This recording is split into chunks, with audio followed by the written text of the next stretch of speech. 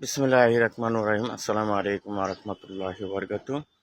আমি তারেক ভাইকে একটু মেনশন করে বলতে চাই, আমরা যখন বিরোধী দল ছিলাম তখন কিন্তু আমরা রাজপথের ভিতরে আমরা মিছিল মিটিং করতে পারি নাই। এখন বর্তমানে আওয়ামী লীগের তারা মিটিং মিছিল করতেছে। তো আমি চাই তাদের আইনের আওতায় আনার জন্য, এবং কি আমরা যারা বিএনপি করি তারা যাতে পাল্টা আবার মিছিল করে। কারণ আমরা কিন্তু রোডে ঘাটে আমরা কিন্তু মিছিল দিতে পারি নাই 17 বছর, আমার মনে আছে।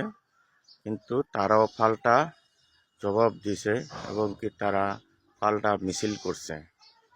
আমরা কুমিল্লার মানুষ, আমরা ভ্যান্ট।